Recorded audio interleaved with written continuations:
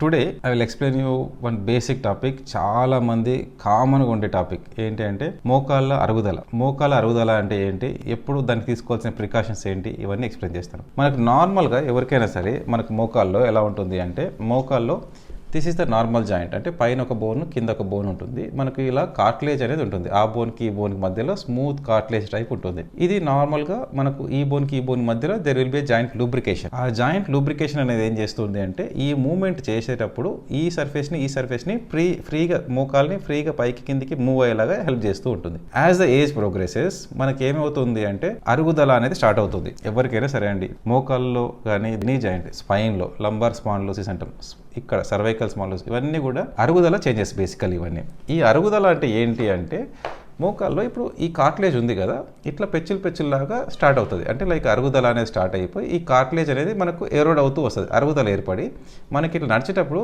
ఆ bone direct bone to bone rub అవుతుంది. Bone to bone rub అయ్యి మనకు పెయిన్ క్రియేట్ అవుతూ ఉంటుంది. ఇది మనకు ఫస్ట్ స్టేజ్లో. తర్వాత యాజ్ అ స్టేజ్ ఇంప్రూవ్స్ మనకి ఏమవుతుంది అంటే, ఇప్పుడు చూసారా ఇక్కడ ఈ బోన్కి మధ్యలో ఉన్న కార్టిలేజ్ అనేది కంప్లీట్లీ ఎరోడ్ అయ్యింది. ప్లస్ ఇక్కడ ఉన్న కార్టిలేజ్ మొత్తం డ్యామేజ్ అయ్యింది.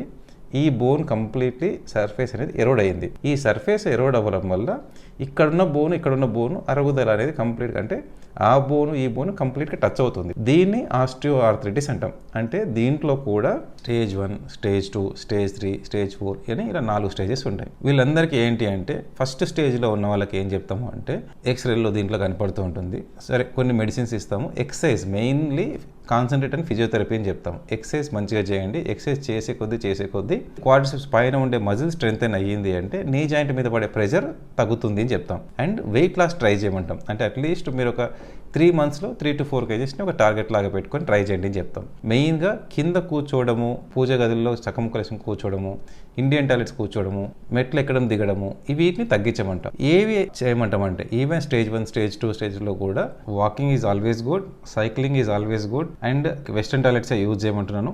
ఇండియన్ టాయిలెట్స్ కంప్లీట్గా అవాయిడ్ చేయమంటున్నాను. సిట్టింగ్ క్రాస్ లెగ్ అవాయిడ్ చేయమంటున్నాను. కిందికి వంగి ఏదైనా బకెట్స్ ఎత్తడం ఇట్లాంటివి వీలైనంత తగ్గించండి అని చెప్తాం. These are the things we should avoid and we should go head.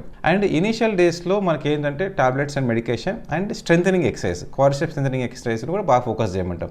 ఇది చేసే కొద్దీ మనకు మజిల్ స్ట్రెంత్ అయింది అంటే ఈ కార్టిలేజ్ మీద పడే ప్రెషర్ తగ్గుతుంది, నీ జాయింట్ మీద పడే ప్రెషర్ తగ్గుతుంది. సో ఇది స్టేజ్ 1, స్టేజ్ 2 వరకు. 3 వరకు కూడా మేము ఏంటంటే ఇంకొక ఆప్షన్ ఇప్పుడు ఏమొచ్చినాయంటే, ఇంజెక్షన్స్ అనేవి ఉంటాయి కొన్ని. నేను పెద్దగా అడ్వైజ్ చేయను, but there are 3 types of injection. మోకాల్లో గుజ్జును పెంచుకోవడానికి, ఈ నొప్పిని తగ్గించుకోవడానికి ఇంజెక్షన్స్ అవసరమా, ఇంజెక్షన్స్ అంటే ఏం ఇంజెక్షన్స్ ఉంటాయి అనే విషయాల గురించి మనం నెక్స్ట్ వీడియోలో తెలుసుకుందాం. Okay, thank you.